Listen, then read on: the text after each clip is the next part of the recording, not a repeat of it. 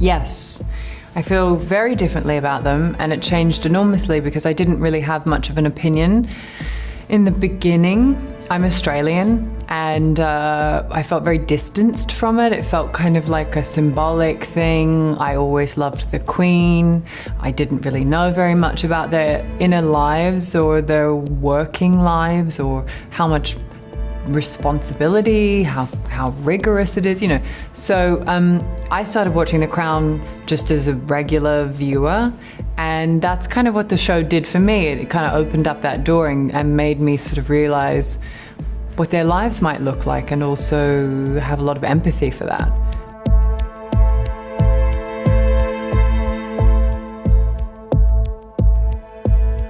I'm not a monarchist, but I'm also not a person who wants to chop their heads off.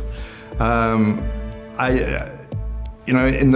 always thought that our country would be a very different country, and possibly, hopefully, a better country if we didn't have a monarchy, because of everything.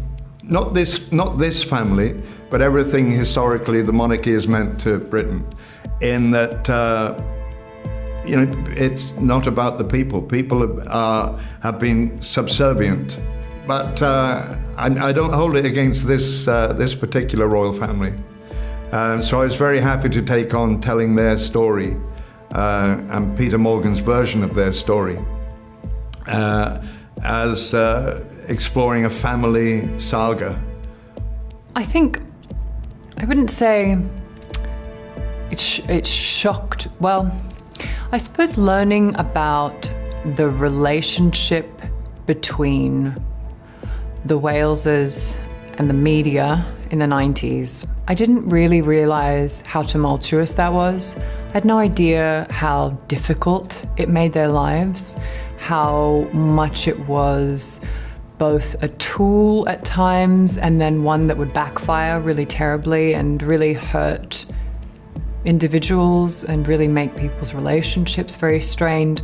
I didn't really understand any of that. I didn't really understand how the tabloids would treat them, how the media sort of was so intertwined with their stories and their lives. And I suppose that sort of harks back more to the things that I explored in season 5 in regards to the Panorama interview, how that was obtained, the degree of sort of manipulation that went on or gaslighting that went on in order to sort of obtain that interview, and how vulnerable she was at that point in her life. I think that was probably one of the discoveries that really shocked me.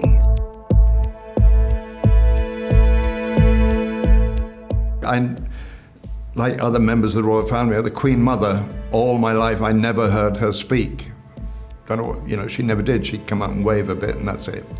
But Philip was an enigma, and you'd see him on newsreels and he'd visit foreign countries, and virtually the only press he got was when he made a mistake, when he said something off color or slightly racist, as a joke.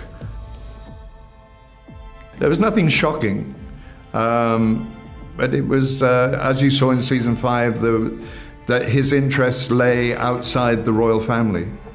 And you saw him in season 5 tell the Queen that if he told the Queen what he'd given up in order to be part of that family. And he would have had a very different life, and he'd shaped his life to fit in with the image of the royals. So it was like with most characters, the interesting way into finding out about a powerful character or someone that's authoritarian as Prince Philip is to discover their weaknesses and their vulnerabilities. And you portray the actions of the authoritative man, but in your mind there is the weaker man, and what makes him tick, what makes him perform in that way. I felt the weight of that, because obviously we're retelling a story that is a true story. We're reimagining something that was very real, that affected people very deeply, that was extremely traumatic. And so it's your job as an actor to just do it the best you can, and then I sort of feel like how people receive it is really out of my control. If anything, there's more pressure on your shoulders because they're now very in the forefront of people's minds. They're not distant historical figures. And I think with the passing of both of them, I was very gratified that we didn't feel the need to change anything. Cine, música, series, libros, teatro, artes plásticas, gastronomía, todo el mundo de la cultura y el entretenimiento aquí en El Tiempo. Suscríbase al canal de YouTube del Tiempo, que además es gratis, y le mandamos notificaciones de nuevos videos.